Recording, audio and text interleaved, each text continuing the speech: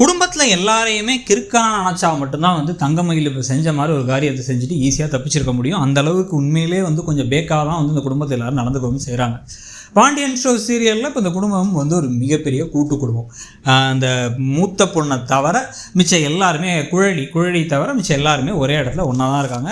இதில் வேறு வந்து பார்த்திங்கன்னா எல்லோரும் மளிகை கடை வச்சுருக்க 2 பேர் ஒரு கம்பெனியில் ஒர்க் பண்ணிருக்காரு. இவர் சரவணன் வந்து பழைய வீட்டு பொருள்லாம் அந்த மர பொருட்கள்லாம் வந்து எடுத்து வச்சுக்கிற வேலையில் இருக்கார். அவர் இப்போ நியூஜென் 2K கிட்ஸ் மாதிரி தான் வந்து இந்த பக்கம் கதிர், ராஜி, இப்போ அரசியெல்லாம் எடுத்துக்கிட்டிங்கன்னா இவங்கெல்லாம் வந்து சும்மா அப்பப்போ இந்த ட்ராவல் விலாகெல்லாம் வந்து இன்ஸ்டாகிராம்லாம் போடுவாங்கல்ல, நான் இங்கே போனேன், இங்கே தங்கினேன், இவ்வளோ ஆச்சு அப்படின்னு சொல்லிட்டு அதுலேருந்து ஆரம்பித்து மளிகை கடையில் வாங்குகிற ஜாமான் செலவுலேருந்து எல்லாத்துலேயுமே வச்சு பார்த்தா தெரிஞ்சிடும் வீட்டில் எவ்வளோ வந்து பணம் ஒரு விஷயத்துக்கு எவ்வளோ செலவாகும் அப்படின்ட்டு. மீனாவெல்லாம் முக்கியமாக ஒரு கவர்மெண்ட் ஆஃபீஸில் இருக்காங்க. ப்ளஸ் வந்து பார்த்திங்கன்னா அவங்க குடும்பமாகவே கொஞ்சம் வெல் டு டூ குடும்பம். பல இடங்களுக்கு ட்ராவல்லாம் பண்ணியிருக்காங்க. ராஜியோட குடும்பமே வந்து பார்த்திங்கன்னா ஒன்றா நாங்கள்லாம் சென்னைக்கு போயிருக்கோம், அங்கே போயிருக்கோங்கிறாங்க. அப்போ ஹோட்டல் ரூமுக்கு எவ்வளோ ஆகும் அப்படிங்கிறத பற்றி அன்னைக்கே மீனாவும் இந்த பக்கம் ராஜியும் வேறு ஷாக் ஆகி பேசினாங்க. எப்படி வெறும் 5000 மட்டும் ஆகுது, அது சாப்பாடெலாம் கொடுத்து அப்படின்ட்டு. இதே கேள்வியை எல்லாருமே கேட்டாங்க.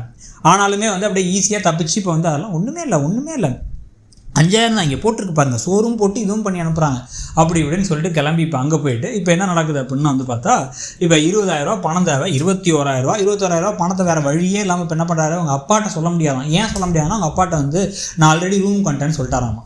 இல்லைப்பா நான் இப்போ ஒரு பயத்தில் சொல்லிட்டேன். இப்போனா வந்து பார்த்தீங்கன்னா இப்போ என்கிட்ட கையில் காசு 5000 தான் இருக்குது, அட்வான்ஸ் காசை திருப்பி தரமாட்டுறாங்க, இன்னும் 20000 ஆகுங்கிறாங்க. கொஞ்சம் பணத்தை எதுவும் போட்டு விட்றீங்களாப்பா, எனக்கு வேறு வழி தெரியல.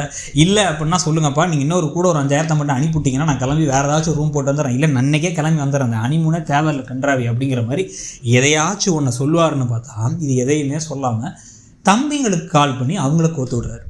அதுலேயும் யாருக்கு கால் பண்ணுறாருன்னா வந்து அப்பா கடையில் ஒர்க் பண்ணுற தம்பி இல்லை, சைக்கிளை ஓட்டி டெலிவரி பண்ணுற தம்பிக்கு கால் பண்ணி கதிர்கிட்ட கால் பண்ணி சொல்கிறாரு சரவணன்.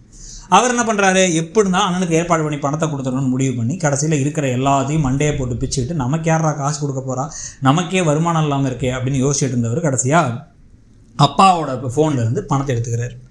பணத்தை எடுத்து அதை கொடுத்து அவர் அங்கே உட்காந்துருக்கும் பொழுது இப்போ கேட்க வேண்டிய கேள்வி, இப்போவாச்சு சரவணன் வந்து இப்போ உனக்கு இவ்வளோ தான் ஆச்சுங்கிறது தெரியவே தெரியாது. அவனுக்கு அவங்க இது மெசேஜ் வரலையா, இது இன்டிமேஷன் வரலையா, புக்கிங் பண்ணிட்டானா புக்கிங் பண்ணதுக்கு ஒரு ஃபார்ம் வந்திருக்குமே, என்னை விட அதிகமாக படித்தவ நீ தானே, நீ MA படிச்சிருக்கே அப்படின்னு தங்கமயில்கிட்ட கேட்டு என்ன பார்த்தா இதை கிறுக்க மாதிரி இருக்கா, இல்லை என் நெத்தியில் லூசுன்னு எழுதி ஒட்டியிருக்கா, உன் ஃபோன்லேயே மெசேஜ் வந்திருக்கே, அப்போ ஏன் சொல்லாமல் இருந்த, இங்கே வந்து பார்க்குற வரைக்கும் வந்து நீ வந்து எதுவுமே தெரியாத மாதிரி நடிப்பை போட்டியா, உனக்கு தெரியும் தானே, உங்கள் அம்மா வேறு நடுத்தரில் உன்னை நிற்க வச்சாங்கிறாங்க, அதனால தான் இப்போ ஒரு வழி இல்லாமல் என் தம்பி கால் பண்ண நான் அப்படின்னு கொஞ்சமாச்சு தங்கமயில் மாற்ற மாதிரி காட்டினா பரவாயில்ல.